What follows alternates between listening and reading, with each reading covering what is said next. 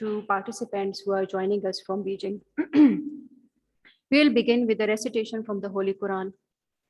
بسم الله الرحمن الرحيم إنا أعطيناك الكوثر فصل لربك وانحر إن شانئك هو الأبتر. Distinguished panelists, honorable guests, and dear colleagues, it is an honor and privilege to welcome you all to the panel discussion on a very important subject in current situation, the role of SCO in post-withdrawal Afghanistan. Ladies and gentlemen, the Shanghai Cooperation Organization was formed in June 2001 with the original 6 members, including China, Kazakhstan, Kyrgyzstan, Russia, Tajikistan, and Uzbekistan. It has now 8 members after granting full membership to Pakistan and India in 2017. The origin of this organization was Shanghai 5 mechanism, which was founded in 1996 to resolve the border disputes among the newly independent states of Central Asian republics, China and Russia. The forum successfully resolved a 3,000-kilometer border issue along the former Soviet borders in a short span of a few years, which had caused turbulence for centuries.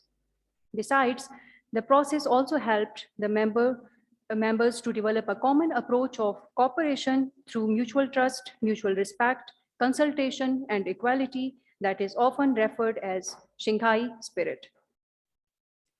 The newly independent states of Central Asia were confronted with many challenges because of their structural dependence on Soviet system in the past.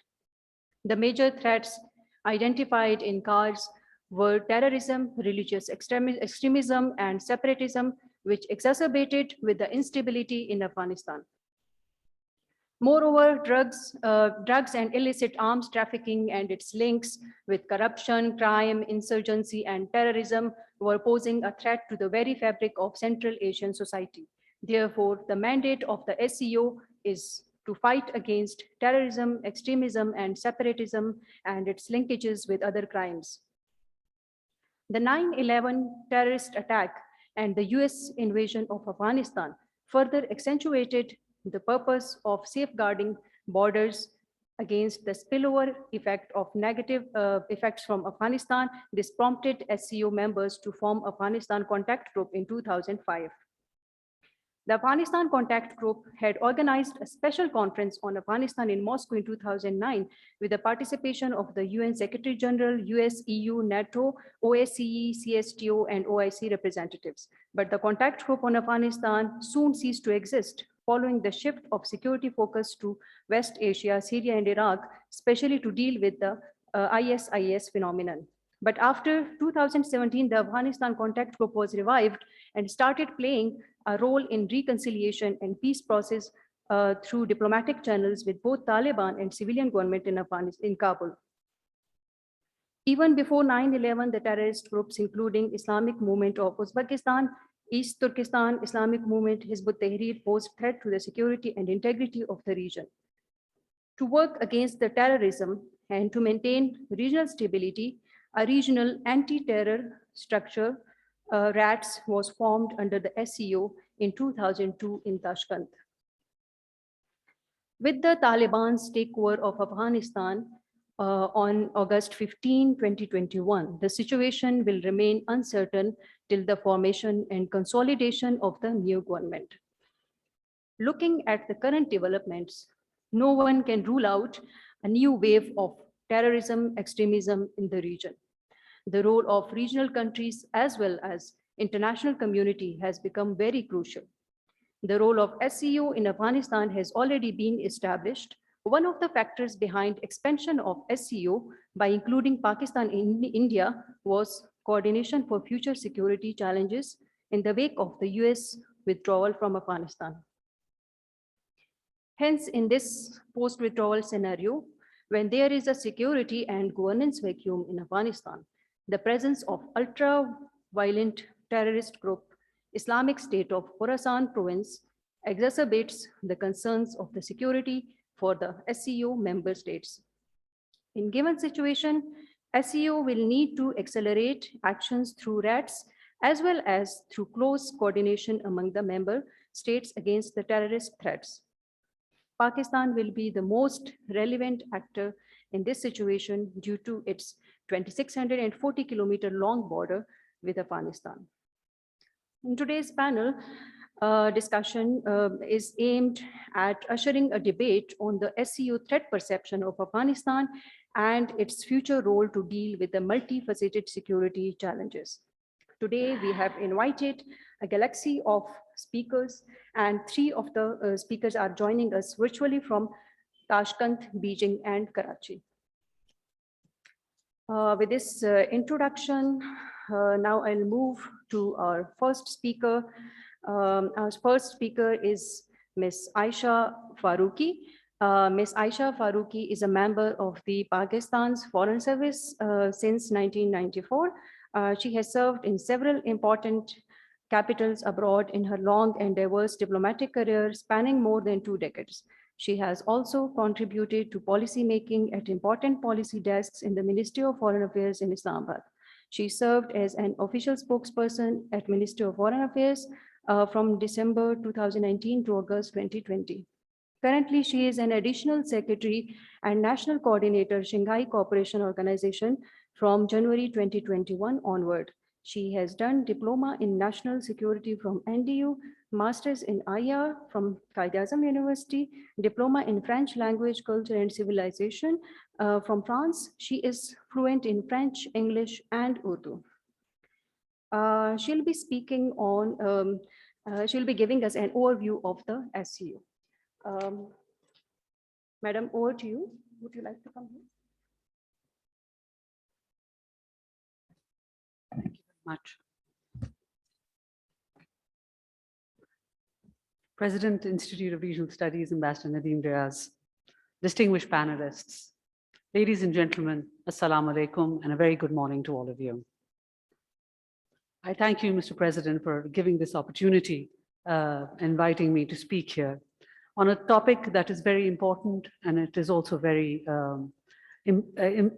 contemporary, especially at this point in the history of our region. SCO has become an important subject for discussion and deliberation amongst the academia, think tanks, and policymakers.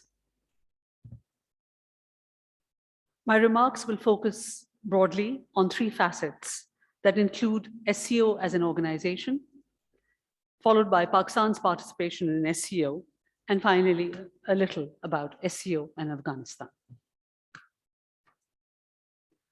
At the outset, allow me to set the stage in terms of SCO as an organization and the SCO region as overall.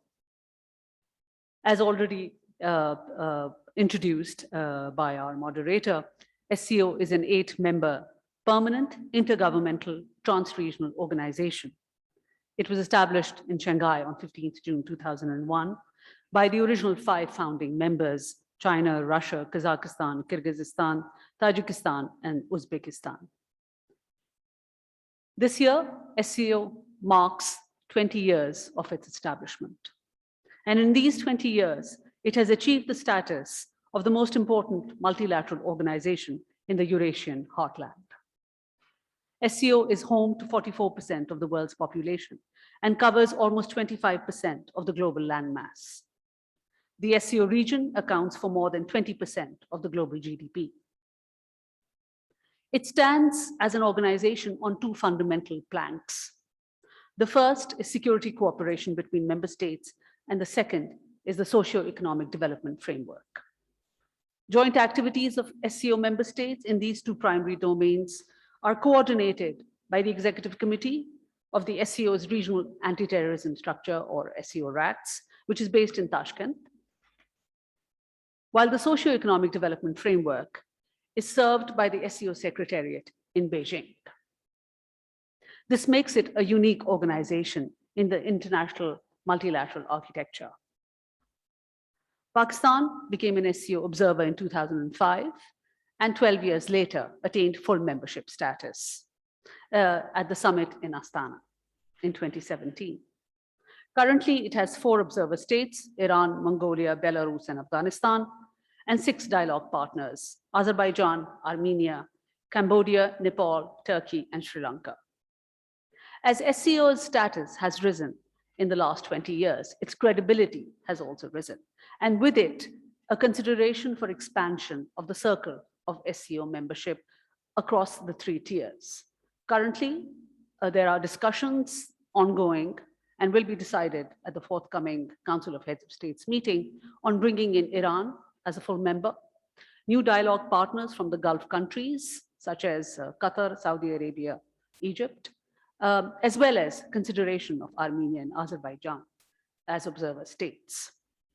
This is a testimony of the rising influence of SCO as an organization.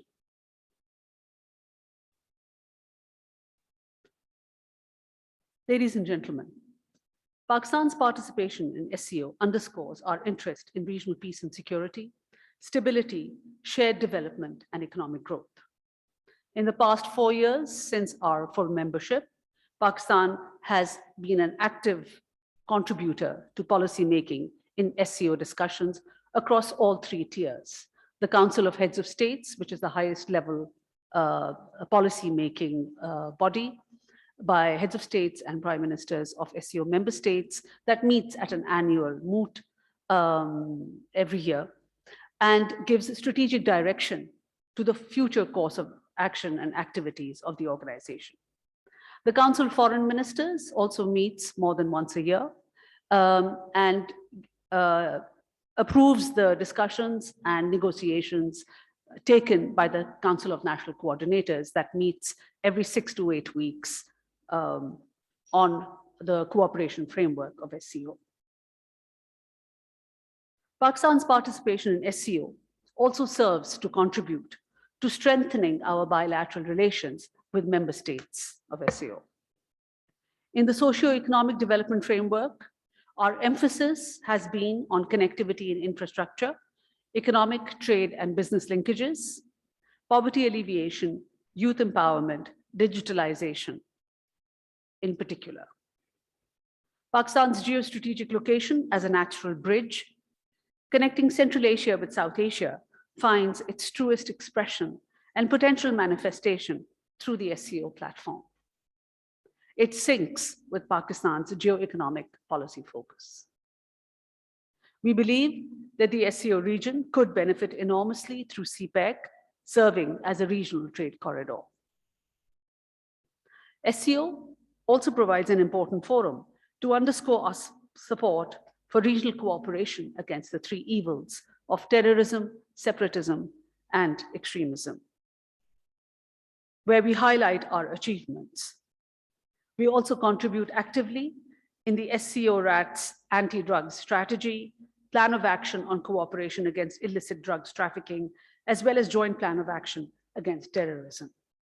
Pakistan in 2021 is hosting the joint anti-terrorist exercise.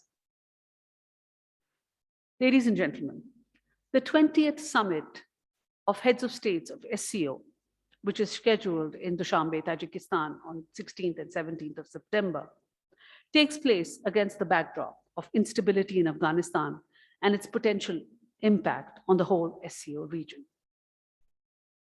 In many respects, within SCO, it is being viewed as an important crossroads in the 2 decades-long trajectory of SCO as an organization. It is worthwhile to note that the establishment of SCO in June 2001 by the 5 founding members was undertaken to achieve common approaches against the threat of terrorism, extremism, and separatism emanating from Afghanistan at that time. So 20 years later, the circle completes again, and SCO finds itself at another historic crossroads. Afghanistan is not only an SCO observer state, but it also shares borders directly with 4 SCO member states: Pakistan, Turkmenistan, Uzbekistan, and Tajikistan, as well as with China through the Wakhan Strip, and with another SCO observer state, Iran, on the west. Thus, any instability and conflict in Afghanistan has a direct bearing on the peace and security of the SCO region as a whole.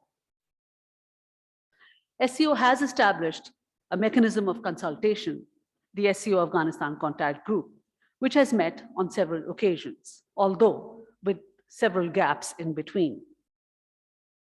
Most recently, a ministerial level meeting of the SCO Afghanistan Group was convened for the first time on 14th of July in Dushanbe, on the sidelines of the Council of Foreign Ministers meeting. The joint statement that emerged from this meeting made several important points, and I'll narrate some of them. The foreign ministers of SCO reaffirmed respect for Afghanistan's sovereignty, independence, and territorial integrity. They expressed their keen desire for a peaceful, stable, and prosperous Afghanistan that respected the culture and traditions of all ethnic groups. They condemned ongoing violence and urged upon all sides to refrain from the use of force. SCO foreign ministers also commended the hospitality provided by neighboring and regional countries to Afghan refugees and highlighted the need for their safe and dignified return to their homeland. It was the first time that any SCO document noted the situation pertaining to Afghan refugees, since it has become a looming concern. The joint statement on Afghanistan also reflected the growing concern within SCO member states in general and the neighboring countries in particular at the potential fallout of instability. The 20th SCO Council of Heads of States meeting next week is likely, therefore, to witness an unprecedented focus on efforts towards greater collaboration and common approaches to the looming regional security challenge. Underscoring this growing concern, it is also important to note that the summit meeting of the Collective Security Treaty Organization, CSTO, is also being held in Dushanbe on the eve of the SCO summit. The CSTO members include Russia, Tajikistan, Belarus, Armenia, Kazakhstan, and Kyrgyz Republic. Thus, you can see there is an overlap between SCO and CSTO memberships. Broadly speaking, member states of SCO are focused on 4 primary sources of instability that have the potential of affecting the entire region. And I'll briefly point them out. First, there is a deep concern that continued instability in Afghanistan would allow international terrorist organizations based in Afghanistan to foment trouble in neighboring countries, stoking separatism, extremism, and terrorism. Second, the control of illicit drug trafficking that originates in Afghanistan and flows outwards to the region. Third, a possible flow of refugees in large numbers into neighboring countries in case the situation does not stabilize soon. And fourth, political and economic stability of Afghanistan and the assistance to new government in dealing with the unfolding humanitarian crisis is of critical importance to the region. Finally, ladies and gentlemen, for Pakistan, our interactions with the SCO leadership at the forthcoming summit provides an important occasion to share our own perspective on the situation in Afghanistan, as well as seek ways to reach a common regional approach on the way forward to this very thorny issue. I thank you for a patient hearing.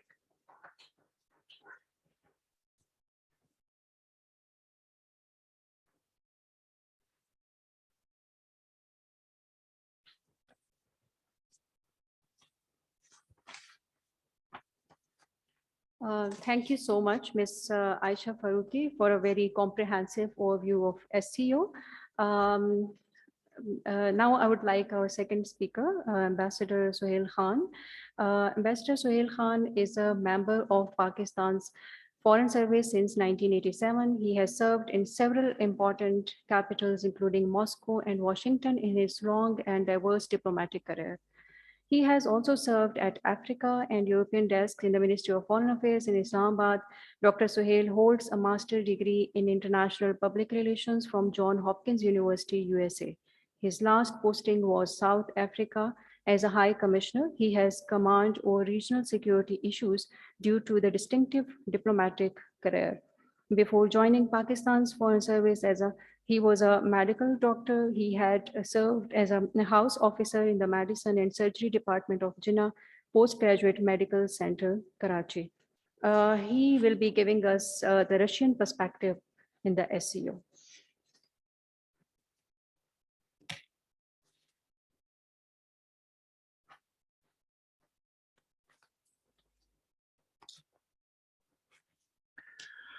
Assalamu alaikum, Mr. President, Jan Saab, and distinguished audience. First of all, I would like to greet you with the Defense Day of Pakistan. And today, the topic is very interesting, for me at least. I will quickly go through some points which I have jotted down, and then during the Q&A session, we can have discussions, interactive discussions. So, as far as the Russian Federation is concerned, you know, Russia has invaded Afghanistan and remained in Afghanistan from 79 to 89. They lost more soldiers, they incurred more losses than the Americans, but their withdrawal was much more organized, and the person they left in Kabul remained in power for at least 2 years or something, compared to what happened when the Americans' withdrawal took place. Now, coming to my points, I would quickly go through. Is the Russian Federation, according to the President Putin, will support Afghanistan politically and morally for establishing tranquility and stability, and to provide security to Central Asian states, and also to engage Taliban. The past relationship between Russia and Taliban were difficult and complicated, as has been said before by the two speakers before me. However, in the new great game of geopolitics, Afghanistan attracts a lot as a key country of the region, especially for regional connectivity. What will be the future of great game is a question for SCO to play with or to work with. Since all neighbors of Afghanistan are members of SCO, as said by Aisha before me, almost all. Iran is going to be the full-fledged member in the coming summit. The SCO may evolve a specific mechanism to extend whatever possible assistance to Afghanistan in its rehab and resuscitation. Nonetheless, for Russian Federation and Central Asian state, it is premature to accept the change in the status of the Taliban movement. There is a need to have wait-and-see approach as far as their first steps of governance are concerned. What will be the configuration of forces, etc.? This has been said by the Russian leadership at different levels in the last week. If great powers continue to interfere in Afghanistan, directly or indirectly, it will only trigger unending civil war. Afghanistan is still a non-NATO ally, but the new scenario can provide opportunity to both Russian Federation and China to change the geopolitics of the Central and South Asian regions. I would also include Caucasian region here, or what they call Eurasia. For Russia, security of its southern flank is of prime concern. Central Asian states provide buffer zone. The borders of Central Asian states are hard, and presence of 201st Infantry Division, Motor Infantry Division in Tajikistan is the testimony of Russian concern of possible intervention from across the border from Afghanistan of those forces or negative forces. Recently, President Putin, on the 3rd of September at Vladivostok during in economic forum, International Economic Forum, he was talking to the press, and he said, or he emphasized while talking to the press, on the need to unite.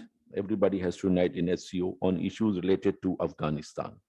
He also underlined the importance of security provisions on southern frontiers of Russia and Central Asia, and to stopping terrorism and drug trafficking and other transnational crimes, as has been said before me. So President Putin also stressed that the Taliban movement is not homogeneous. What he means is the IMU, the Islamic movement of Uzbekistan, Hizb ut-Tahrir, has been said by the moderator. Multiple groups are active under its umbrella. According to him, the early the Taliban are able to establish civilized relationship with other countries, the easy it will become to have dialogue with them. He further mentioned that Russia is not interested in disintegration of Afghanistan because they want to have a central, somebody to talk to. If it will be disintegrated, they don't know with whom to talk to or with whom to do the business of state-to-state relationship. President Putin also expressed concerns on humanitarian catastrophic situation in Afghanistan. As regard recognition of the government of Taliban, President Putin stated that one should draw conclusions from the reality of what is behind the recent statements made by Taliban. President Putin called for a strong center in Afghanistan, as I said. According to the press secretary of President Putin, the Taliban have de facto control of the majority of the territory. The Russian embassy is in constant touch with the Taliban leadership in Kabul. And before I conclude, there are internal and external contradiction in Afghanistan. Internal contradictions means within society, within socioeconomic mosaic, and also within the politics and other areas. External contradictions are the neighbors, immediate neighbors, as well as beyond immediate neighbors like US, India, and others, because they have their own personal, they have their own overt and covert policies towards Afghanistan. So there are contradictions between even the neighbors on their policies towards Afghanistan.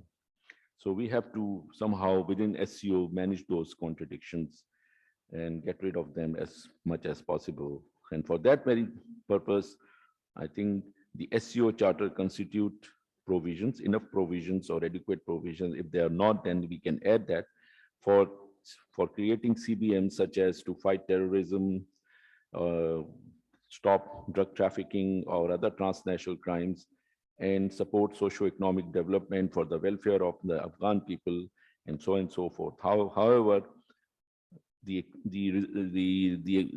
SCO existence for the last, say almost 20 years, little has been achieved or has been done from the platform.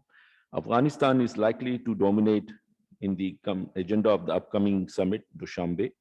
However, still the bilateral engagement with Afghanistan is likely to be more active in terms of aid and assistance and other state-to-state business, which means that the neighbors and Russia and China will definitely work bilaterally more to help or to assist Afghanistan than through the SCO at the moment. But I think Russia and China should try to bring all other members, especially the full-fledged members, on board for dealing the situation in Afghanistan in a much more prudent and comprehensive manner by creating some mechanism, as I said in the beginning. So these are the few ideas that I wanted to share with you and throw you to think about it, and then we can follow it up in the Q&A session. Thank you very much.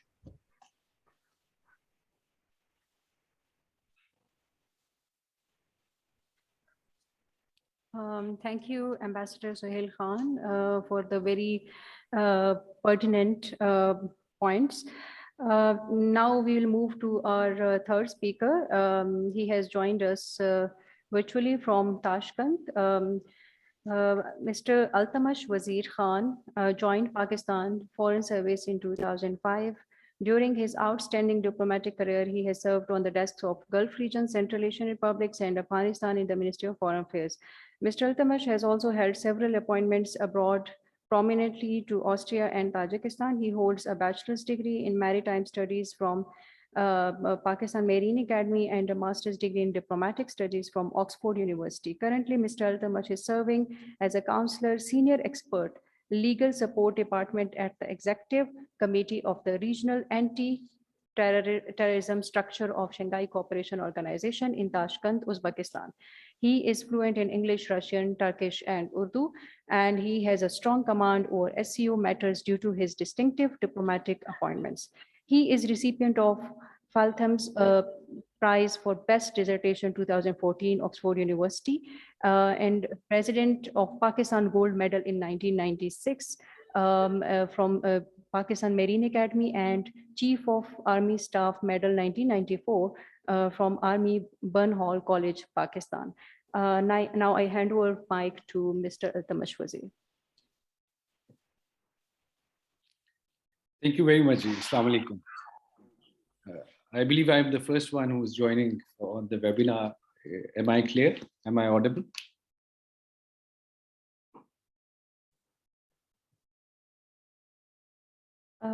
Hello, Mr. Am I ALTAMASH. audible? Yeah. All right.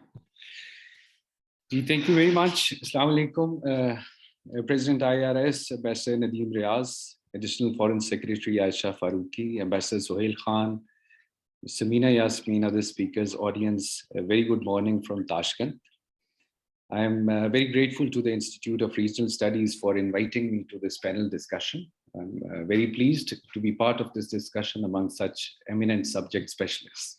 That said, it becomes very difficult to add anything to what has already been said.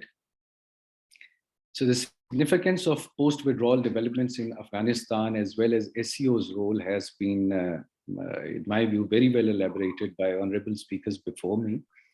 Therefore, I'll restrict myself to the role of SCO's regional anti-terrorism structure in this unfolding situation in Afghanistan.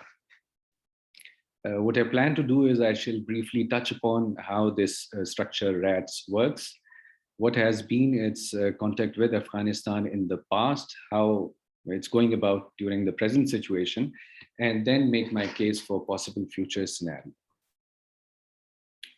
So SCO RATS is very independent when it comes to its activities, its plans, coordination mechanisms, etc., which are all governed by a separate agreement, which was signed in 2002. It started working from 2004. Its annual reports, and they are presented directly to the SCO's heads of state council, which is the topmost tier. And it also approves its 3-year cooperation programs. So in other words, the SCO RATS receives all instructions from and reports to the topmost policy-making tier of SCO. Despite all this seeming independence and autonomy, SCO RATS cannot establish contacts with any other state or organization unless the heads of state council has already approved it. In other words, the scope of contact between SCO RATS and any other state or organization is limited to that extent, which means the countries should be either full members, observers, or they should have the status of a dialogue partner. As per legal provisions of SCO documents, observers and dialogue partners can be invited to events for maybe sharing their views if no member state has an objection to their participation, but they cannot take part in decisions, voting, or practical cooperation activities.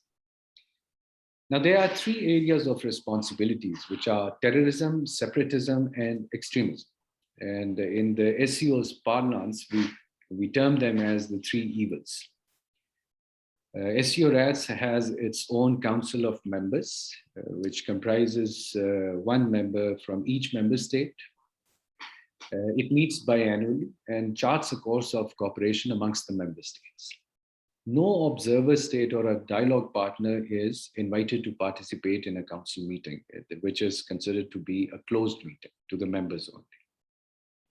So this is what I would briefly say about SCO RATS, how it works, and how the decisions take place. Now, a quick look at the recent past, how it has been interacting with Afghanistan, directly, indirectly, in what format.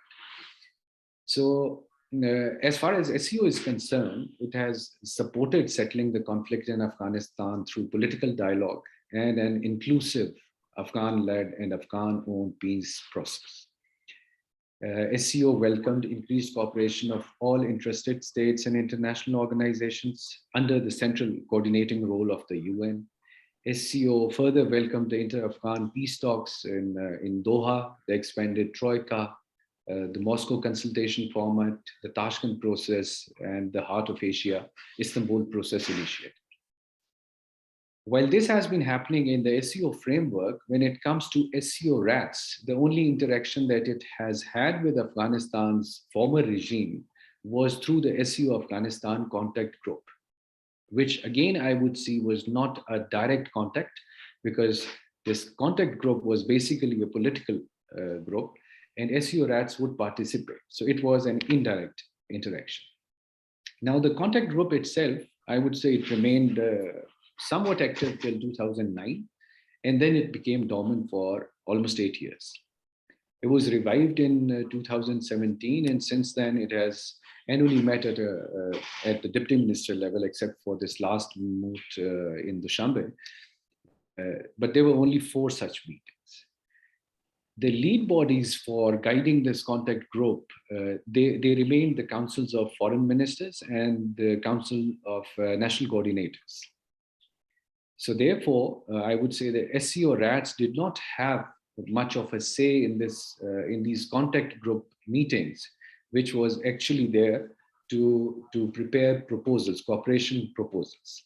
And the proposals that came up in the form of a roadmap in June 2019, they were mostly politico-economic in nature.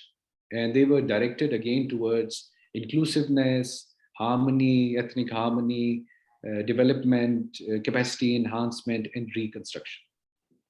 When it comes to the security matters, I can say that no practical proposal regarding cooperation in the area of security was ever part of the dialogue.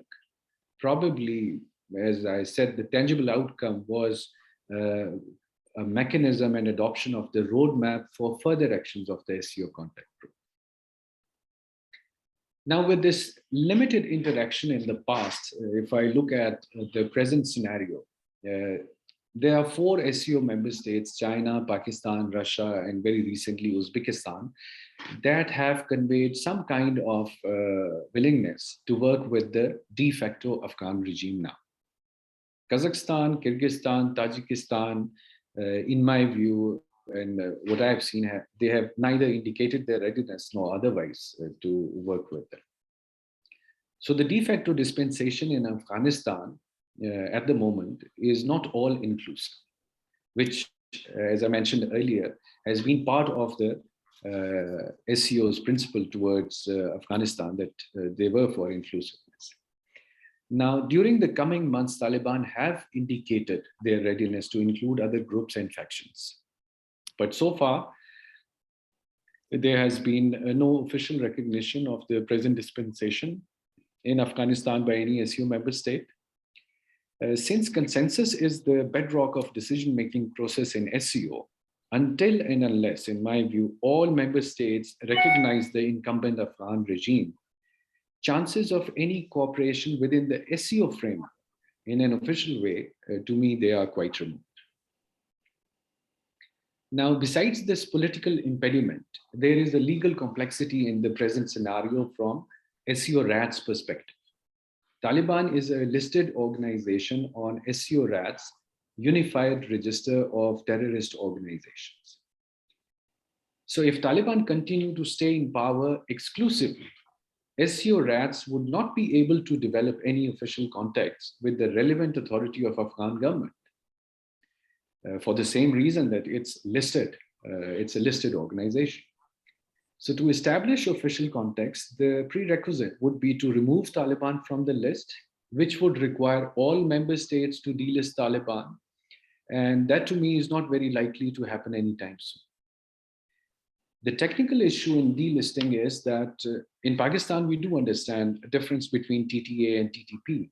But my feeling, my understanding here is that the majority do not understand or agree with this thing that TTA and TTP are different organizations. They consider them as 2 branches of the same parent organization.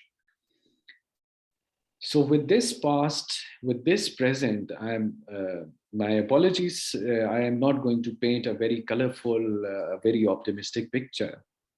So the possible forecast that I can get into is that the future role of SCO and SCO rats depends not only on what will happen in Afghanistan in the coming days, but also on what the heads of State Council will decide on 16 September 2021, as mentioned by Additional Foreign Secretary Ms. Farooqi.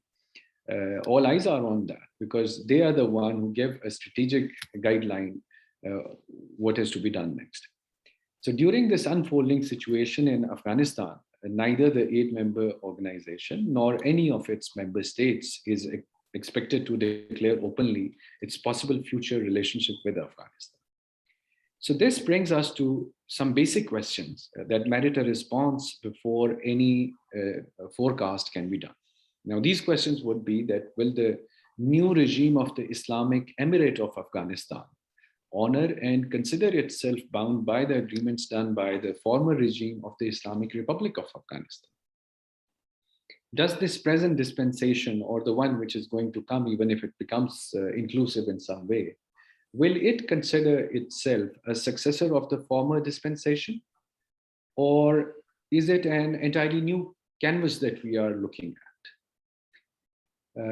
Similarly, a very important thing is about the constitution. Will it stay in force, or will the Jirga decide upon a new charter for Afghanistan? So if answers to all these questions, these basic questions, are affirmative, then the previous arrangements entered into by the SCO with Afghanistan, including this contact group, the roadmap, they can continue with some amendments to those clauses where Taliban have been referred to as terrorists.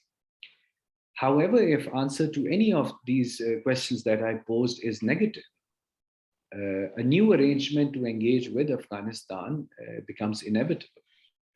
In any case, recognition of the incumbent Afghan regime will be a precondition for any future engagement of SCO in an official capacity. So the forecast of SCO's role in post-withdrawal Afghanistan to me is quite gloomy. SCO comprises the immediate and extended neighbors of Afghanistan. As a body, SCO's position on Afghanistan will have to wait out recognition of the incumbent Afghan regime by all its member states. However, SCO member states individually will not most likely wait and take the risk of being left out. So this bodes a very challenging situation for SCO as an organization, since before it will have a unified common position on Afghanistan, all its member states would have taken their individual positions. So the longer this uncertainty in Afghanistan continues, the more difficult it would become for SCO to play a role in Afghanistan. Now, the upbeat thing can be, or conversely, an early stabilization of Afghan situation will, of course, in my view, favor SCO as an organization. My apologies once again, for not being very upbeat about this future, as I see, or future of SCO's role in Afghanistan. But I would like to conclude my statement here. Thank you very much for your patience and attention. Thank you.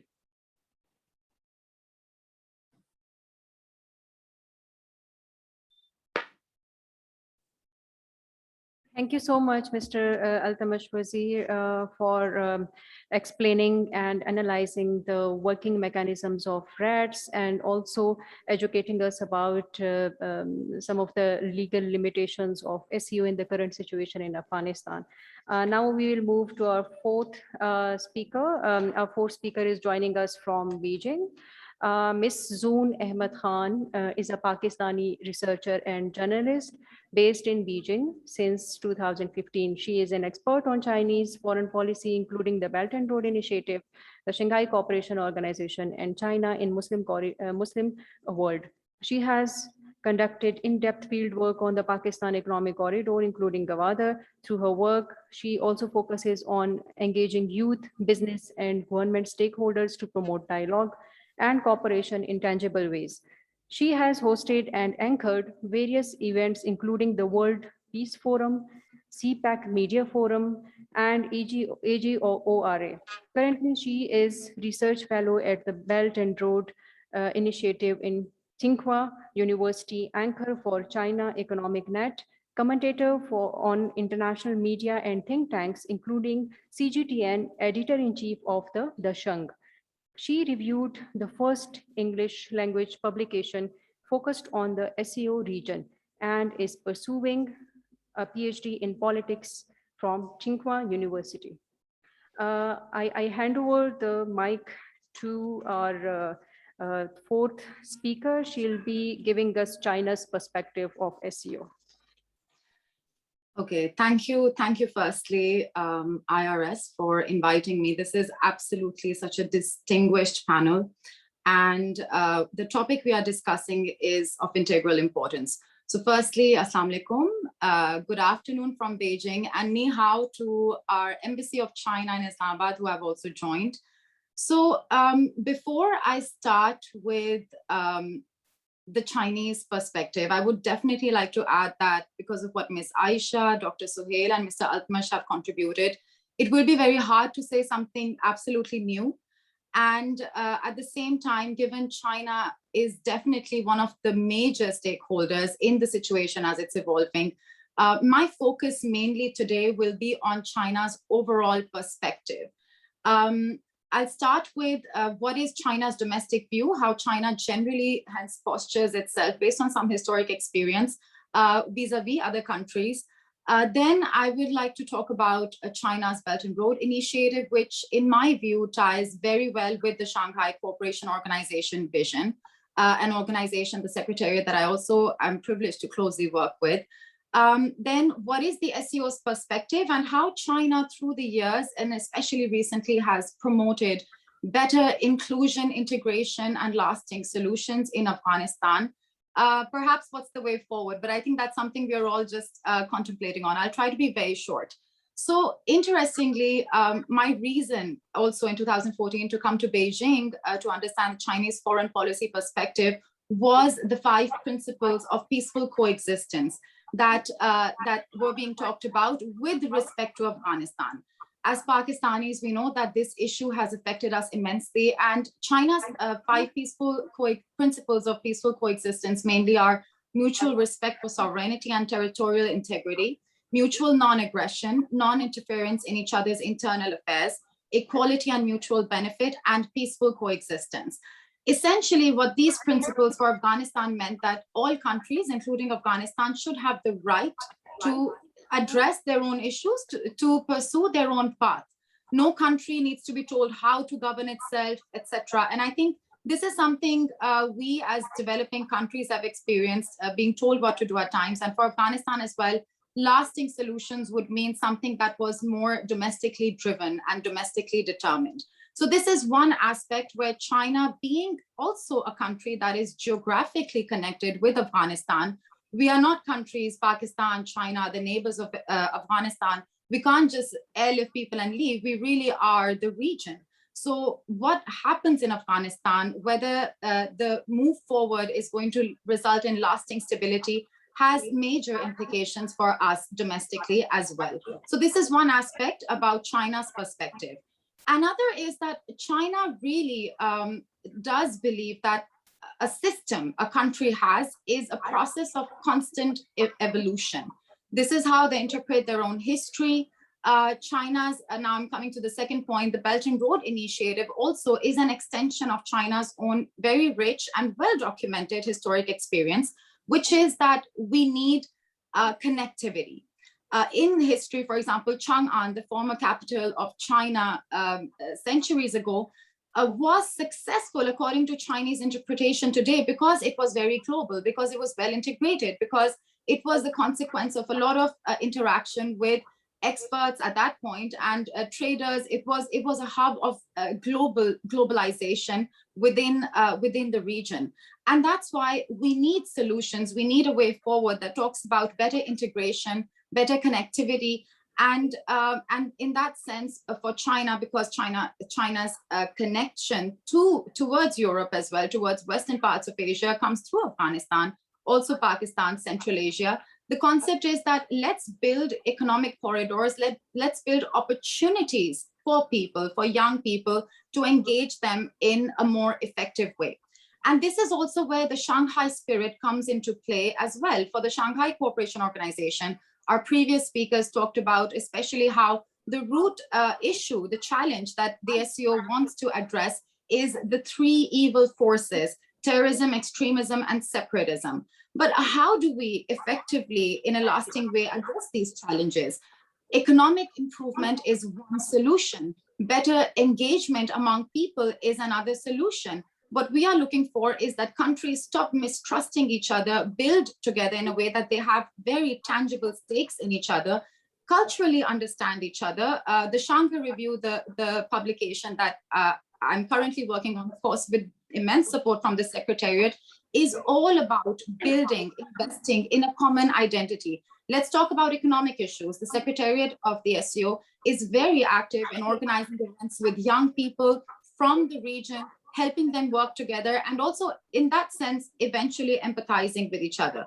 So this is where the SCO's idea, essential idea of lasting solutions, promoting regional connectivity is very integral and very vital. And it is probably, possibly the only lasting solution.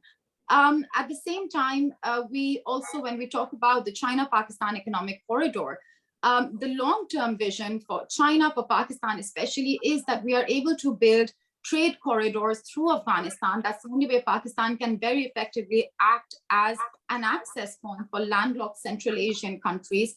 And this can obviously result in much needed development, prosperity that Pakistan also plans for itself. So in that sense, the real stakes for Pakistan, for China in the region is stability. We want stability. And that cannot result in if we just think about what ifs. So right now, I feel one of the problems with the narrative being built on Afghanistan by global media, especially by many Western countries, it's that, well, the Taliban says this, how do we trust them?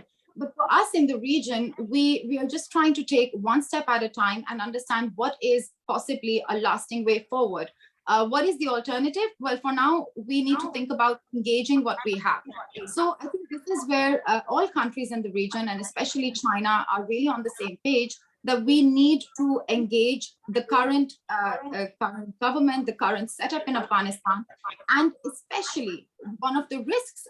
So currently for many think tanks, media in China, in Beijing, that I'm actively engaged with, I can understand what is the concern is that in the short term, we see that major cities in Afghanistan are in need of aid. People are worried because they foresee an economic crisis. They're worried because they're not getting their salaries. So we, the region, are really affected by these fears, by possible instability in Afghanistan. So in the short run, for China, for other countries in the region, but especially China, because in some sense, China is the biggest stakeholder. China's role can be very vital. And we see this communication between Beijing and the Taliban. The Taliban delegation was in Beijing on the 28th for a dialogue with Wang Yi, the foreign secretary of China. The idea is that we need to be able to work with what we have. We want to promote progress in Afghanistan for sure, but China is the last country that would try to impose what kind of government should the Taliban, should any such stakeholder sitting in Kabul form in the country.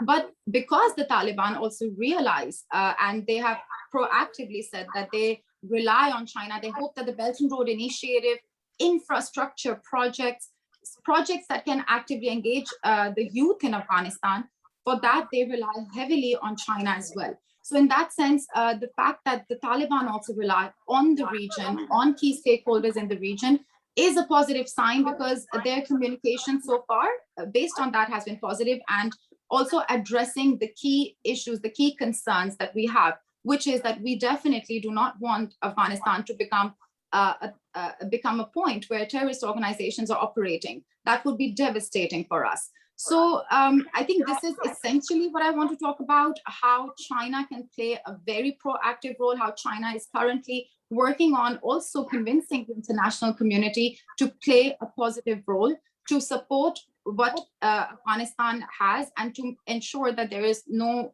further instability and confusion in the country. Lasting, I think, is the key word in this, lasting solutions.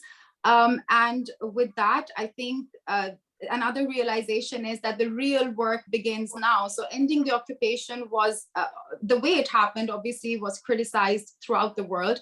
And obviously China also would think that the way it happened was very irresponsible. Dr. Sohail mentioned how when the Russians left, they left a more stable, whatever that government still lasted for 2 years. And this one fell apart in a few days. So obviously the way it was managed was irresponsible. But that said, now we need to ensure that we, the region and the global community, are playing a more positive role.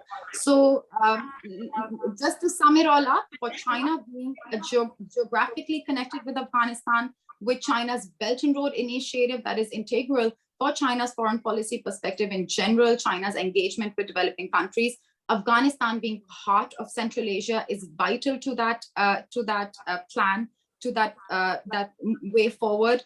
And obviously Pakistan for China as well is a key stakeholder, because the China-Pakistan Economic Corridor, again, when we also look at the SCO region, how do we build synergy between Central Asia and South Asia? CPEC is the key to that. So this is overall what I want to talk about. And of course, we can have more questions in the Q&A. If anyone has questions about what else China could be thinking, I'll be very happy to respond as best as I can. I hope that was within 10 minutes. Thank you so much, Ms. ZOON Ahmed Khan, for a very, very comprehensive presentation. You tried to shed light on on China's vision for connecting the region, and you also highlighted China's approach, how to root out the 3 evils of extremism, terrorism, and separatism through economic development in the region. Now I'll move to our 4th speaker. Ms. BUSHRA BATOOL has joined us from Karachi.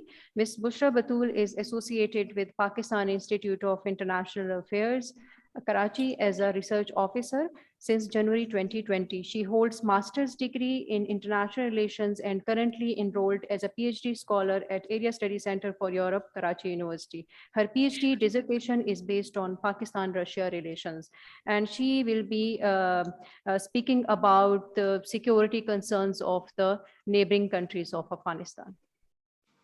I hand over mic to Ms. BUSHRA. Thank you so much. Assalamu alaikum and greetings to everybody.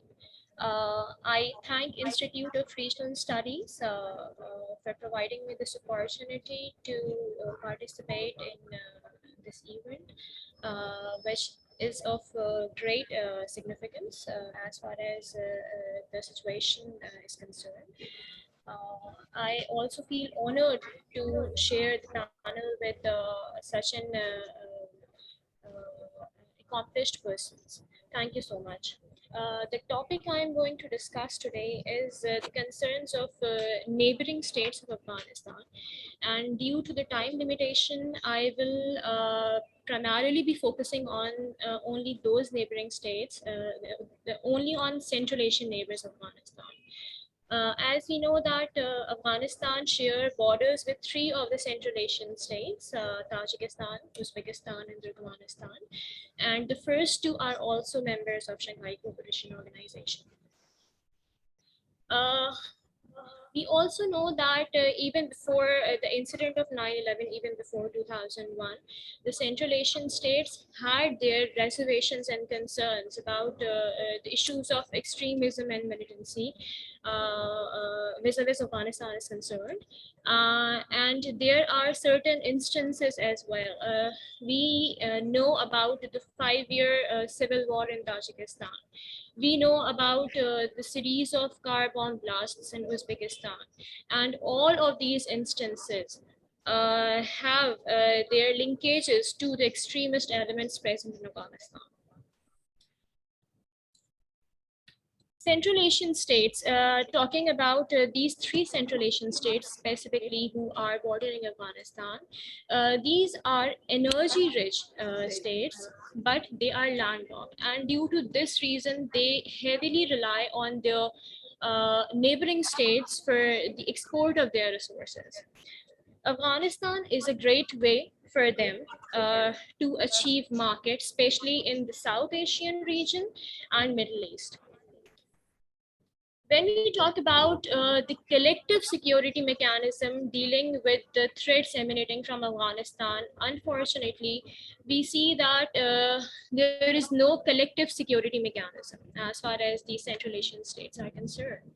Um, Maybe because these three Central Asian states that are neighboring Afghanistan have their different stakes with Afghanistan. They have different level of contacts with the Taliban as well. So I will be discussing three of these Central Asian states individually. First of all, I am going to discuss about Tajikistan. The president of Tajikistan, Imam Ali Rahman, he has categorically said that Tajikistan is not going to accept any government in Afghanistan which is not inclusive and which is not going to include rest of the political forces in Afghanistan, and which is monopolized by the Taliban. So this is his stance. Here, I would also like to mention that Tajiks are the second largest ethnic group in Afghanistan after Pashtuns. Moreover, there are also concerns in Tajikistan because the officials in Tajikistan believe that Taliban have already backed out of their promises to form an interim government that would be based on the broader participation of other political forces. And yet they are trying to establish a monopolized government in Afghanistan and establish an Islamic Emirates. This stance of Tajikistan is a little bit divergent as far as Tajikistan's other neighbors are concerned. Tajikistan have also deployed more than 200,000 forces on the border, including soldiers, reservists, and Russian servicemen. Tajikistan is the one who also helped in the evacuation of foreign troops from Afghanistan. And also at one instance, Tajikistan also offered to welcome and provide shelter to almost 100,000 refugees from Afghanistan. However, afterwards, no implementation of this policy have been seen. The president of Tajikistan have also serious reservations about the presence of international terrorist organizations in Afghanistan. The fear is not baseless. In fact, an Afghan government official who is in charge of Afghanistan's Darwaz district, he told that Afghanistan has received information about entering various Tajik nationals who have crossed the border from Tajikistan and entered Afghanistan and have joined Ansarullah. We also know that Ansarullah is the group who was formed by a decade ago by various Tajik opposition commanders with the aim of overthrowing the Tajik government. Additionally, when we see that in late July, when Taliban took control of one of the strategic checkpoint near Afghanistan's border with Tajikistan, the Afghanistan assigned a Tajik militant to that site and asked the militant to raise the flag of Taliban on the site. So basically, these are the concerns that are there.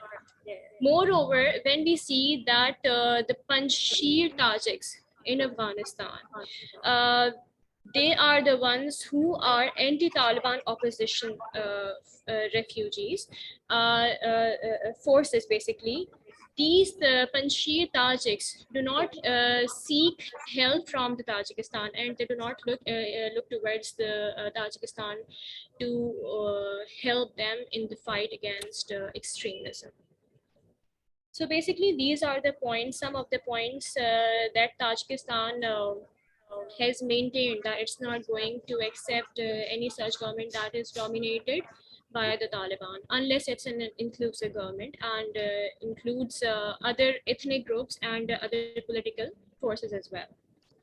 Talking about the Turkmenistan stretches. There is a border of 800 kilometers in between Turkmenistan and Afghanistan, which is a poorly stretched border. Turkmenistan have never been at odds with the Taliban. In fact, we have seen in late 1990s that the Taliban had been visiting Turkmenistan in order to buy fuels and also to enjoy their secular lifestyle. So basically, Turkmenistan have never been at odds with the group. However, when the Taliban took control of the checkpoint near the Turkmenistan region of southern region of Turkmenistan, Meri region, and killed approximately 18 soldiers there, Turkmenistan started to deploy heavy artillery along the border. In spite of that, Turkmenistan maintains its relations with the Taliban and has engaged the Taliban in dialogues to protect its border. Just 3 days after the fall of Kabul in hands of the Taliban on 18th August, the Turkmenistan's foreign ministry released a statement that they are maintaining regular communication with the Taliban to protect border transit facility to numerous road trailers and railway cargo that are being permitted to operate under conditions agreed by both sides. Turkmenistan, of course, have other economic interests in Afghanistan as well. Afghanistan is Turkmenistan views Afghanistan as an important transit for various electricity projects that are ongoing. Additionally, the long-stalled TAPI project, Turkmenistan, Afghanistan, Pakistan, India. TAPI project is the one that involves Afghanistan to be integrated into the region, linking Turkmenistan gas fields to major markets and in India and Pakistan. Turkmenistan has also spent 1.25 billion on projects that are aimed to integrate Afghanistan. Moreover, Turkmenistan is also investing largely on the construction of Afghan's side of the TAPI project in order to construct this Afghan's side. The reason when this TAPI project will be finished, it will transport more than 30 billion cubic meters of natural gas annually from Turkmenistan's giant gas fields. In this way, Turkmenistan would gain an additional gas export routes, while Afghanistan, in addition to receiving its own volume of gas, would pocket $1 billion annually. The project is also expected to ease energy shortages in South Asian countries, especially India and Pakistan. And so these are a few interests that Turkmenistan linked with Afghanistan. Ms. Bushra, we are already ahead of time. Okay. Can you just, yeah. Sure. In addition to that, I will just, I'm not going to discuss about it, just a little overview. There are certain railway projects as well that connects Turkmenistan, Afghanistan, and Tajikistan, and they are of crucial importance to Turkmenistan. And a recent extension to this railway project has been seen in January 2021. So basically, these are the few points that Turkmenistan attaches great importance for Afghanistan and are maintaining cordial relations, we can say, with the Taliban. Talking about the Uzbekistan government has also been engaged in communication with the Taliban for about good 2 years in order to ensure their border security. However, the friendship bridge that was that joins Uzbekistan and Afghanistan has been closed permanently. Uzbekistan also believes that Turkmenistan should maintain cordial relations with all the neighbors, including Afghanistan. However, keeping in view that the principle of non-intervention in the internal affairs of neighboring states should be intact. So basically, these are the security concerns of border states, and these are the few priorities of the three of the Central Asian states that they attach towards the Taliban and towards Afghanistan. Thank you so much. Thank you, Ms. Bushra, for individually explaining and focusing on the concerns, security concerns of the three border states, Central Asian republics with Afghanistan. We will cover further aspects in the Q&A session. Now, I open the Q&A session. If anyone has the question, you can raise your hand.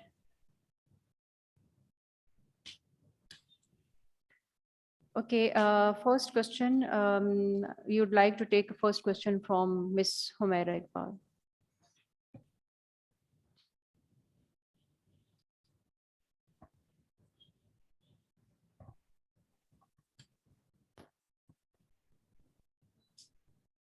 Thank you so much.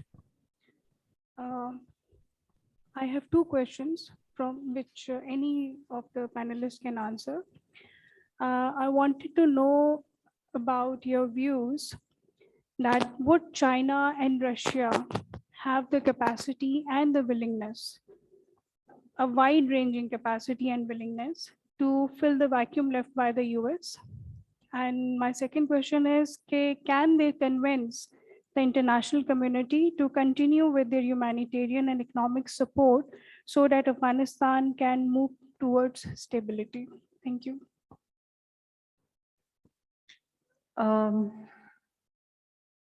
Okay. Okay, I will answer your first question. I will try to answer. Actually, I was listening to the Russian commentators over the last 2 weeks, and most of them were saying that there is a feeling now that in the West, and especially among the American commentators or political analysts, that after American withdrawal from Afghanistan, an opportunity has emerged for filling the vacuum by Russia and China. And they were afraid, and they said that the West, especially the Europeans and the Americans, should not let China and Russia to get this much space in Afghanistan because it goes against the national interests or geopolitical interests of West and America. So, but at the moment, I think it looks like that there is an opportunity for both Russia and China to do their individual contribution in the, as I said, in the rehab or resuscitation of Afghanistan. Russia is more interested to have political stability in Afghanistan, and they are ready to extend recognition. I think it is already in the pipeline, but they are waiting for a moment when this the first country to begin with, and then there will be a domino effect. The series of countries will extend their recognition to the government of Taliban, but they are waiting for the formation of the government. They want to see the configuration of the government, and then they would go ahead with that. For, as you said, that their contribution in economic development and humanitarian. I think the both are very important, but at the moment, it looks at that, as I said, that bilaterally, both countries can help Afghanistan in their own terms, but due to some limitations, China has more chances to play its role, economic development of infrastructure, and energy structures, and so on and so forth. But nevertheless, Russia has left many institutions behind when it first came to or invaded Afghanistan in '79 and remained there till '89.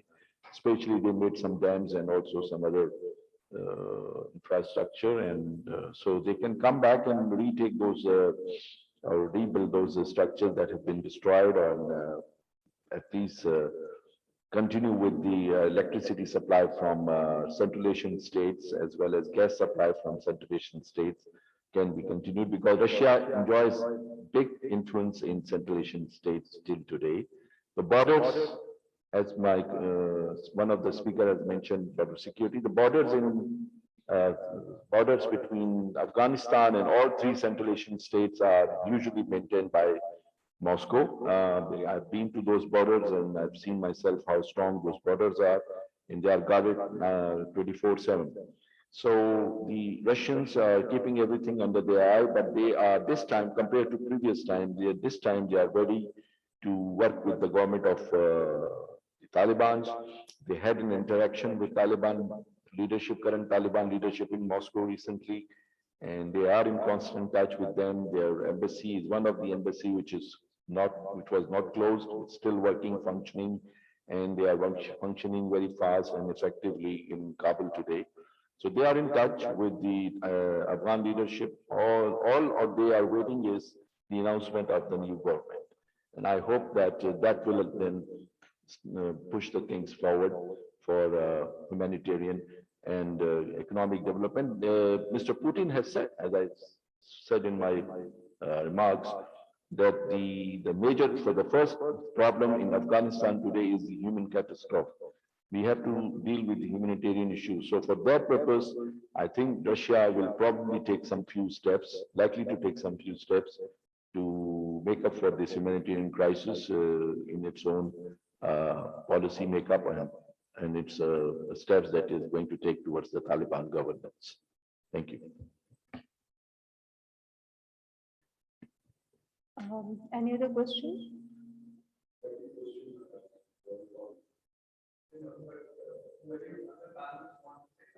Yeah, if any other panelists would like to add anything. Any other panelists would like to add anything? Maybe I really can't add much to what Dr. Sohail has already said, but I think the reason also why I focused mostly on China's overall perspective on the region is because really the idea is not geostrategic or a zero-sum mentality. So when we talk about a vacuum left by the United States, we're not talking about like a strategic vacuum as much as we're talking about the fact that this country is really in need of support. Infrastructure needs to be improved, opportunities need to be created. And definitely, like the second question was, I'm not sure to what extent both China and Russia would be able to convince the international community to recognize and to support, because to be honest, countries that are not directly affected by the conflict, that are oceans away, they don't have so much of an incentive to really step in and resolve this crisis. So in that sense, really Russia, China, and especially the SCO region has a very important role to play. The degree to which they are able to convince the international community will depend on how much the international community is affected by the consequences of what we see in Afghanistan. So we still have to see, as Dr. Sohail mentioned, let's see what kind of government they form. These few days, these few weeks are going to be critical, but they definitely have every interest to muster international support. They have every interest to ensure that humanitarian aid is available, is sent to Afghanistan, to Afghan people. And in the long term, I mean, not so much strategic influence, but they want the region to have more synergy. And that's where basic stability will be a prerequisite to be able to implement and actually execute projects that can result in lasting progress in Afghanistan. So this is my 2 cents on that question.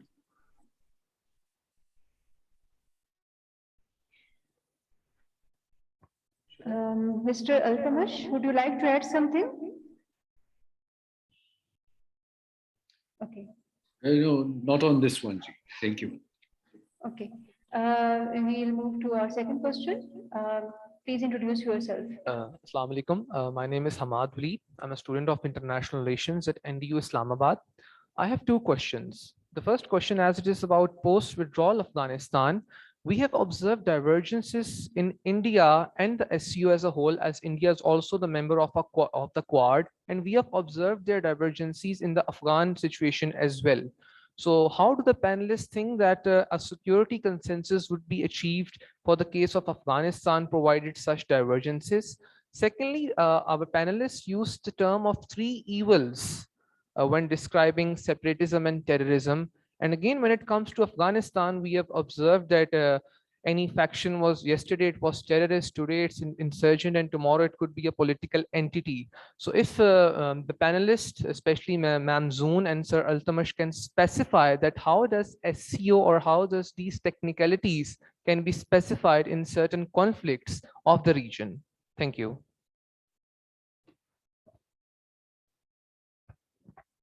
To comment. Mr. ALTAMASH first, please. Thank you very much. I'm sorry I didn't get your name, but very interesting question, both of them.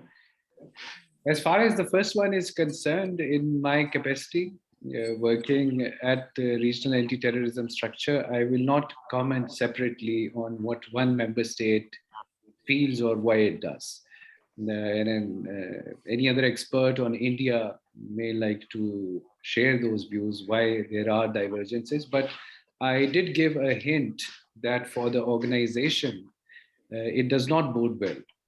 If different member states, they start pursuing their different policies, taking positions, and as long as it would continue to happen, as long as there's this unfolding uncertainty situation, it prevails in Afghanistan. So from the organization's point of view, it is not good for this situation to continue, where individual countries would have their firmed up positions. And once they are firmed up, bringing them on some kind of consensus and compromises would become harder. So I would just say that much. The second question was that about these three evils. The three evils, I said, yes, it's the SCO's parlance. We use this word. How do we define them? Well, it's different. It's very difficult to say who is a rebellion, where is a rebellion taking place and where is a revolution taking place. So it's always the victors who write the history. It's always the victors who decide what is right and wrong. This happens in the societies also. So in international politics also, the same thing goes on. Whosoever is the victor decides who is right and who is wrong. So to get into these details, I think we would get into a very different kind of debate. Are the non-state actors not right? Well, they are there because they think that the states are not right. So that would, maybe Ma'am Samina Yasmin, I can see there, can guide us, tell us more from that academic point of view. But as far as the Taliban, will they be accepted or not? Well, there is one small condition there, that Taliban itself is a listed organization. And if they go for an inclusive government and the other parties that join in are not listed, then it can give a semblance or a shape of something, a new combination, which can become acceptable in a more legal manner, I would say.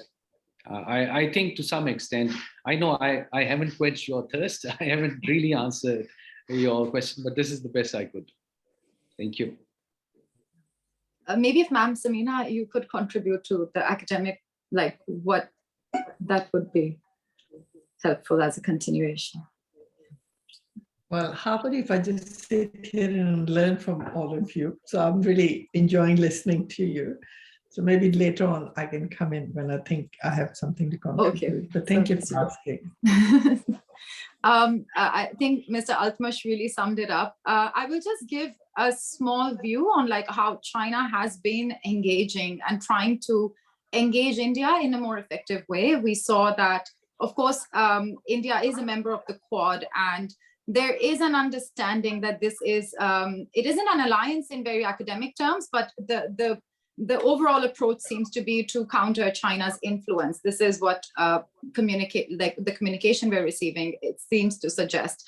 So at the same time, because I've been here for these 6 years, I saw that in 2015 and 16, there was a general conversation in Beijing on how can we include India in the Belt and Road Initiative. And there was a proactive effort. There were those high-level summits between President Xi and Prime Minister Modi as well. But obviously in the last, there was that border conflict as well, because of which we see that currently the bilateral relation has suffered a lot. But that said, now this is also a view, we can obviously explore it further, but in India, whereas there seems to be this very hostile attitude towards China sometimes, in China actually, Chinese people or the Chinese government, they really think that India, China, generally the region, we can get along, we ought to get along. India and China have good trade with each other as well. So they do want India's posture to change, for India to realize that they are part of the region, and they will continue efforts towards it. So I would recommend you to also look into how China, President Xi wrote a letter to Prime Minister Modi as well when India was going through that very horrific wave of COVID. And that posture of China's is easily recognizable. So like Mr. Altamash said, like as the SCO organization, it's hard to we can't pinpoint because it is an organization based on consensus. But I think that if India's posture overall changes towards accepting more initiatives coming from the region, and especially from China, that can definitely help. So that definitely doesn't answer your question, but just giving you a backdrop on China, India as well. China has proactively tried to engage India, and let's see what happens in the years to come. Thank you, Ms. Zoon. Now we have third question, and then I'll give an opportunity to Dr. Samina Yasmeen as well to give her comments. Ms. Reema Shaukat.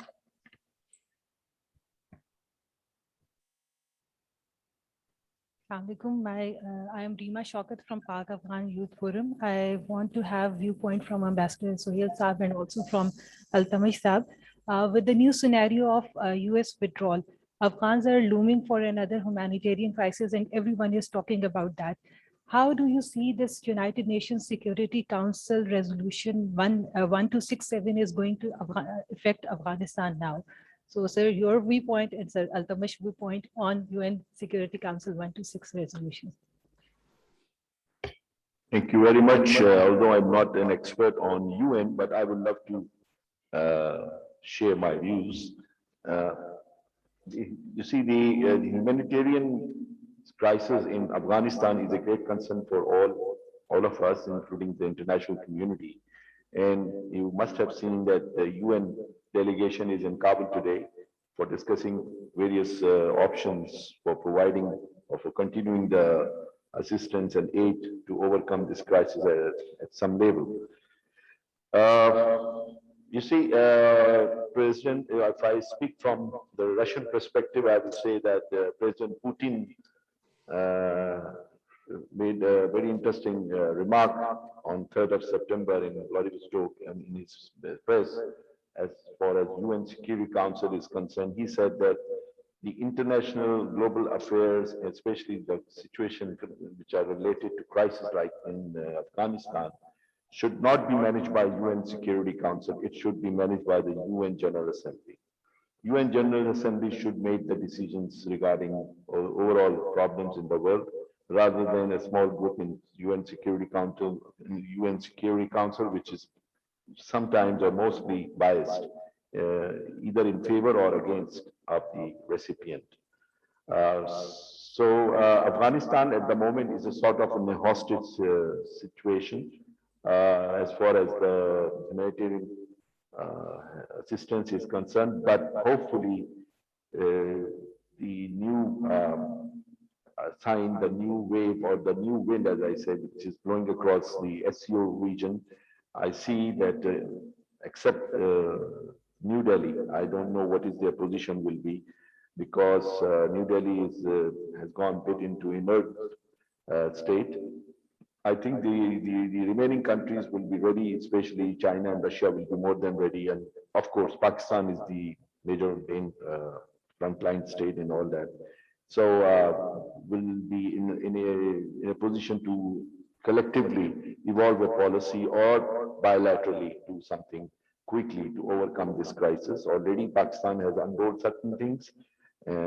China is getting ready for that because Chinese embassy is also functioning and functioning very hard day and night in Kabul. And so I think that Russia and China, Pakistan, they are going to be the major players in overcoming the humanitarian crisis in Afghanistan for the time being.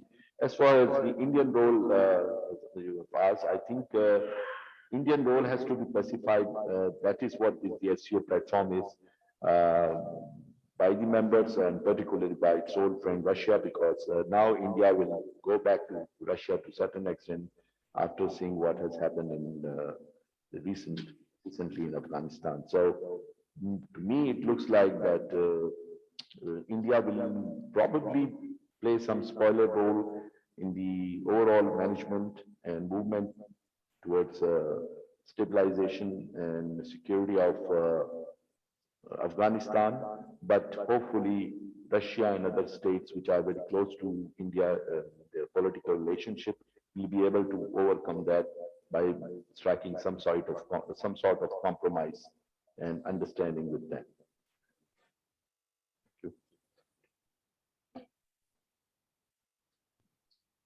I think there was a reference made that I should also add something to it. Well, again, I am not an expert on UN matters, but if you are referring to the sanctions committees, then I would say that it's again basically a political decision, and a very different kind of atmosphere is emerging here, because in the recent past, there have been sanctions, some kind of sanctions on China, some kind of sanctions on Russia.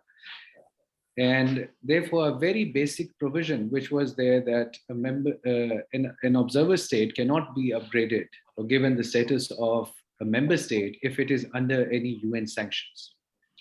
Now we see this change happening in case of Iran also. So as far as UN sanctions or UN limitations are concerned, their role is declining in the SCO realm. So, and especially this 1267, if I'm not wrong, is of somewhere 1999. It's that old resolution. So I don't think that that would have specifically any impact. And once the countries start recognizing, as there was a mention earlier this morning about adopting Iran also as full member. In fact, the mechanism might start this year. I don't see it happening before the end of next year. It might take at least 1 year because all the documents have to be ratified by the Iranian government, which is a time-taking process. But this is an indication that yes, the UN sanctions, they are important, they matter. Those principles, they are there. But we have ourselves, especially in the SCO space, seen that people who come up with these resolutions, those countries, they themselves very willingly violate them when it suits them. So the importance, practical importance of those resolutions in this SCO is declining. So I don't see that 1267 can become a real basis for something. Another path will be found. Thank you. Thank you. We have General Asif Yassin with us. He's sitting here. So if you have any comment or question? Thank you. Thank you. First of all, congratulations to IRS for a very prompt and a timely activity. I have been listening very interestingly, and I have been involved with Afghanistan for a long time, directly and indirectly. My biggest issue today is the slogan of inclusive government and what not. Just about 15 years ago, there was a government which was elected in a vote with a turnout of 19%. And the Ashraf Ghani party got half of that, about 51%, so which comes to about 10%. If that 10% government was legitimate, what right has the world to tell the Taliban to get an inclusive government?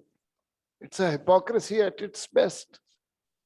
I am sure I have been visiting Afghanistan. My last visit was in April. I visit about two to three times a year. And I'm sure they must have at least more than 10% of support of people of Afghanistan, at least much more than Ashraf Ghani. So much for this inclusivity. And who is the world to dictate to the Afghan people whom to elect and whom to select, what not? Is there democracy all over the world? No, it is not. There are minority governments in half of the world who are ruling by coalition or whatnot. So I think this is a big issue that has been created as a part of hypocrisy. Now the West has a problem. It cannot see the Taliban or the present government succeed because they have to tomorrow turn and say, well, we told you they can't govern. So they are doing everything to impede what is happening. I am not a supporter of the Taliban. They may be as bad or as good as anybody, but they are Afghans. So nobody is talking of the will of the Afghan people. Yes, let them make a new constitution, let them have an interim arrangement, let them have new elections, whatever. Now the issue is that everybody, I think, on this forum has agreed, there is a catastrophe in the making. And everybody is blaming Taliban for that catastrophe. Those who were ruling it for 20 years have left a country which is about to collapse in 15 days. Come on. Don't test our intelligence. What were they doing on the economic side or development side of Afghanistan for last 20 years? In fact, today, when the disaster takes place, and it will take place, it is those 20 years which will be accounted for, who should be held answerable for the destruction brought in Afghanistan. I think the people of Afghanistan have been hurt to the extent in the last 20 years, it's nobody. Everybody was looking at the Kabul airport fiasco. I have said it on record. You today announced that all those people who will reach Islamabad airport tomorrow morning will go to America. I assure you there will be 1 million people. There were only 1 lakh in Afghanistan. What is this mockery? As if other than the Kabul airport, there was nothing existing in Afghanistan. So therefore, I think, and UN, it's a debating club of the P5. They rule it and they run it. And I totally agree with ALTAMASH Saab that it is the bilateral forums which will help Afghanistan, Pakistan, China, Russia, Iran, all those countries who are directly affected by the events in Afghanistan. So we should look beyond security, and security lies in prosperity, well-being of the people of Afghanistan. If they are poor, if they are hungry, every sort of those 3 things or whatnot will happen in Afghanistan. So I think there is a need, and more so very well brought out by all the speakers, that the onus of success in Afghanistan lies on Russia, China, and Pakistan. Thank you. Thank you, General Saab, for adding your point of view. Now I would like to ask Dr. Samina Yasmeen if she has to add something. Well, thank you very much. As I said, I literally sat here wanting to learn from everyone, and I really did learn a lot. So thank you very much. There was just one question which anyone from the panel could answer. From what ALTAMASH said, and even ZOON and other speakers, we do foresee more disturbance and instability in Afghanistan. You know, stabilization isn't given at the moment. And with that background, if we all have to go or resort to bilateral understandings, then what does that do to SCO? Does this mean that SCO has to recreate itself in other areas? Or are there still areas where SCO could continue to function and then hope that at some stage when Afghanistan issue is settled, then it comes back to the same level where it was, say, before Taliban took over. It's just a question, and I've been thinking about it. So if anyone could enlighten me, I would love that. Thank you.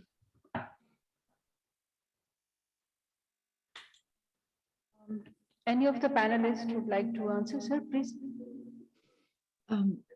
Ma'am, can you repeat the question? Okay.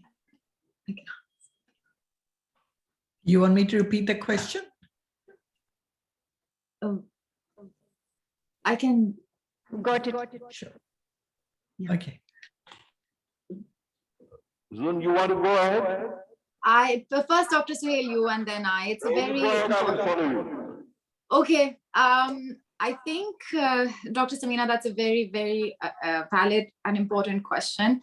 So I'll be very brief. In my understanding, the SCO cannot and will not replace the importance of bilateral engagement, because it basically is just one other platform that countries, because they shared, like the previous comment talked about, we are affected. So we have a lot of common interests. And just like previously mentioned by other speakers as well, the SCO is an idea, the Shanghai Spirit is an idea to ensure that we have lasting solutions. Poverty drives extremism, separatism, and terrorism. Economic solutions, the fact that in these 20 years, there was no economic development in Afghanistan. But on the other hand, the Shanghai Cooperation Organization, especially the Secretariat, focuses on, they have many mechanisms, business-related, cultural-related, that are engaging countries. And this it's basically one more platform where, for instance, a country like Pakistan can know that we can engage Tajikistan, Uzbekistan, and Afghanistan collectively on this project. And then the SCO can engage, can play a role in facilitating that process. But it can definitely not replace the importance of bilateral engagement and bilateral understandings. And at the same time, it cannot be replaced by bilateral engagement either, because it can give some holistic sense to the region, to these neighbors, to these countries that are integral, because we prosper and perish together, really. So the SCO and I think bilateral have their own key role to play. And there are many questions about how the SCO can become more proactively involved. Maybe these business initiatives within the SCO, they can have more budgets, more presence, etc. And I personally think that India, Pakistan, both of our countries, the new members, we are still in the process of integrating in the economic and socioeconomic overall realm, because we are still new members. So in the end, it's a process, but I feel like both have their own important roles to play. And it's also a very young organization. It's just 20 years old. So we talk about it. The SCO is so young and it's evolving, just like the BR, it's a vision. And all the countries can, all the members, all the other countries can just play a role in improving its effectiveness. It's about constant improvement as well. So hopefully it can evolve into an organization that's more effective. That's my contribution. Dr. Sohail. Thank you very much, Zoon. I'd just like to add to what she said by saying that worldwide it is considered, and especially in Russia and Central Asia, it is considered that Pakistan was, is, and will remain the most influential country in Afghanistan. Why? Because Pakistan and Afghanistan, they share history, they also know their culture, values, and norms. And that is precisely what missing when the foreigners invaded Afghanistan. They tried to enforce or impose their own ideas and norms and values into Afghan society, which was not ready for this and which was not mature for this.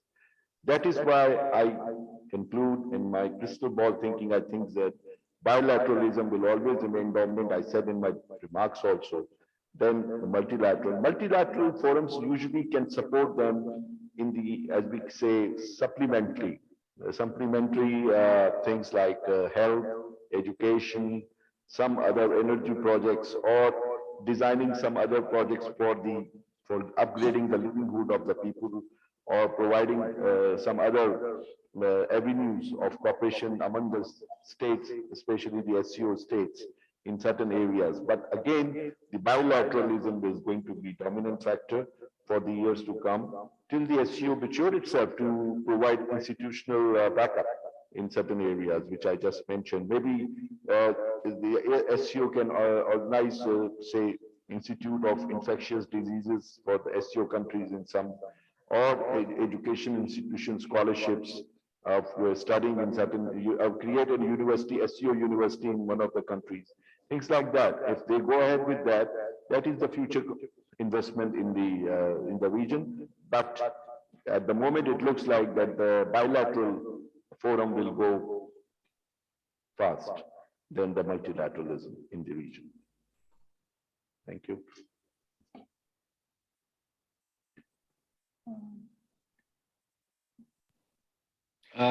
I would like to add just a little bit here. The realistic me again tells me that that's not happening. Because for the SCO to do something collectively means that all member states should agree to do that. Why would they do that? I don't see any possibility of doing that. If we can have more mileage doing our bilateral, why would we not put that front first?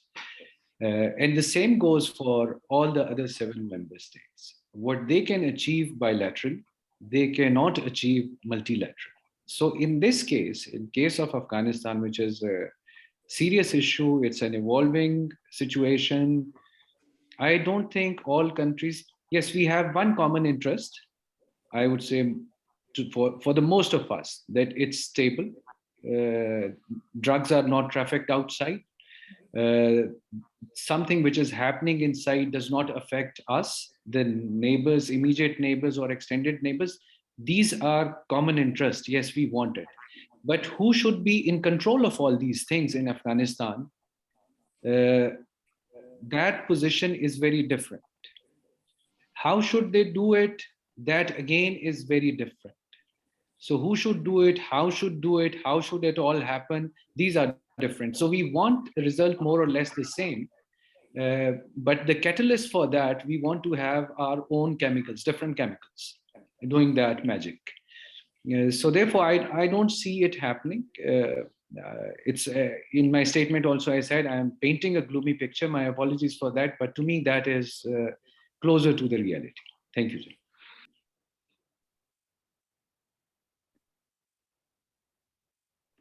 Just one more idea for the SCO Secretariat in future is that connectivity of infrastructure that is connecting the SCO member states with each other through Afghanistan should be the top priority in the SCO agenda. That may include the pipelines, that may also include roads, rails, air, aviation connections, and so on and so forth. And the cargo trains and cargo planes should run between each other. That is probably should the SCO should move for and bring this in their agenda for Afghanistan. That will bring prosperity and progress in Afghanistan as well, job creation for Afghan people. That's what we are looking for. Thank you. I may add just a half minute. So some of the projects that are affiliated with the SCO Secretariat are also about youth engagement. And they're very proactively engaging young people in the entire SCO region to create a mindset that's more positive, like nurturing a generation of leaders, young people that understand that we need to stop having a zero-sum mindset. And I think that's something playing an important role. And also, I would love to share a copy of the Shankar review that we just worked on. It was launched on the 20th anniversary of the SCO. It's also one way to build a community. So when we talk about the SCO region, we're really talking about a massive youth bulge which our countries share. So I think really what the SCO is also doing, especially since the last few years, is contributing towards nurturing this community of young people that can change their mindset as well a bit. And I think that's something absolutely important to do. Ms. Bushra Batool, would you like to add any last comment?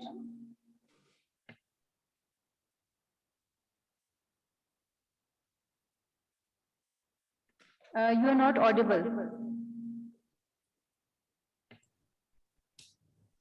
I think all the panelists have summed it up very nicely. So no more comments from my side. Thank you. Okay, thank you. Now we would like to wrap up this discussion. Thank you all the panelists for your very fresh and valuable insights on the role of SCO in current situation when Afghanistan is going through a transition from war towards rebuilding. Would like to invite the President of the Institute of Regional Studies, Ambassador Nadeem Riaz, for the vote of thanks.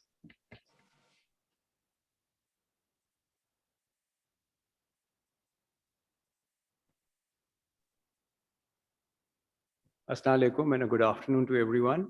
I would like to thank all the panelists for their invaluable contribution. It was really a pleasure listening to all of you. The questions which were put to the panelists, they answered it. But I honestly feel that one thing we must keep in mind, we talk so much about Afghanistan, we talk so much about international organizations, we talk about regional organizations. I think the key point to understand over here is that, it is the Afghans who have to decide their future. Once they have decided their future, then only regional international organizations can play a role. There is too much of speculation at this point of time. Everybody is speculating, will the Taliban do this? Would the Taliban do that? I look at it in a way that, and I think one of the panelists put it very, very aptly, the way the Soviets left Afghanistan and the way the Americans left Afghanistan. There were two different ways in which they left, and that had a lasting impact, that withdrawal of the Soviets, on the internal developments in Afghanistan. And now, once the Americans have withdrawn, we have to look at what is going to be the future of Afghanistan. And the panelist aptly put it that whatever happens internally is for the Afghans to decide. But for the regional players and for the international community, it is the peace, the stability, the inability to use Afghan soil for any terrorist attacks in the region or at a destination which is far away. Coming back to the role of the Europeans and the Americans, they played a role for 20 years. They dabbled with trying to do nation building, to create the Afghan National Army, which towards the end of the day, when the chips were down, they couldn't even resist the onslaught of the Taliban even for a week. So now, what the future holds for us, SCO is an important regional organization. It's an organization which started from, I think, 5 members, and then now we are at 8 members. And like Aisha said, that Iran would probably become a member next month. So SCO is an important regional organization. It can play a role. It can play a role, but only, I think, the role will be secondary to the role which the regional countries have in their bilateral relationship with Afghanistan. SCO, along with its mandate with RATS, will be a good peripheral organization. But I think the most important thing is that in Afghanistan, first let the Taliban decide and the people of Afghanistan decide what they want. Once the government is created, then, adjustments can be made.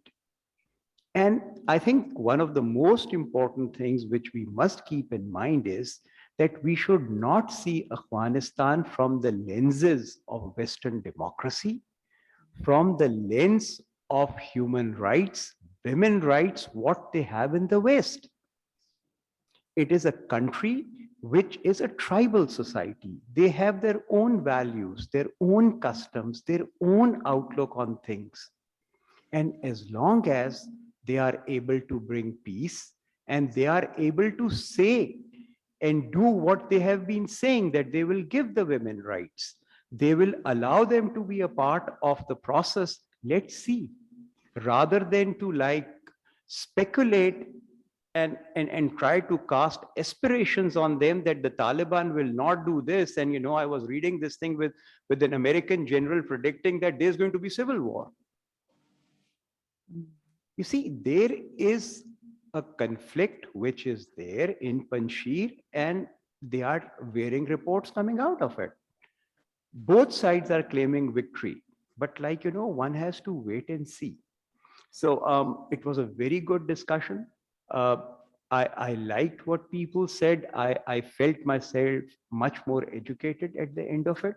I would like to thank all the panelists for their contributions, but I would like to end this session on a note. Let's wait and see. We all have our plans of interacting with the Afghans, and all countries have their own benefits in mind.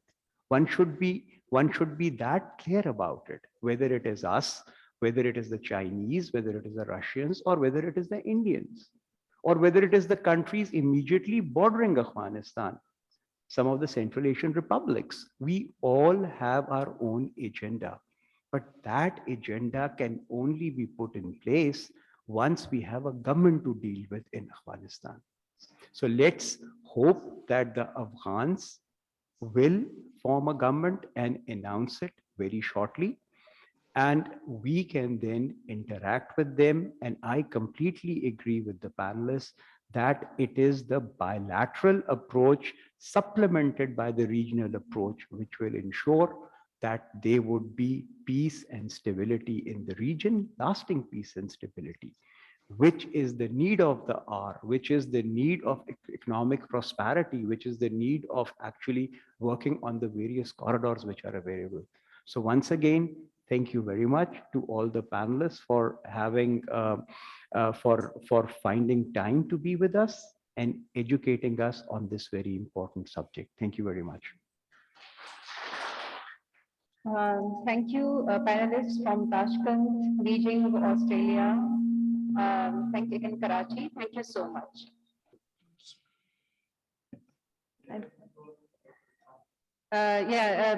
For the guests who have joined us here,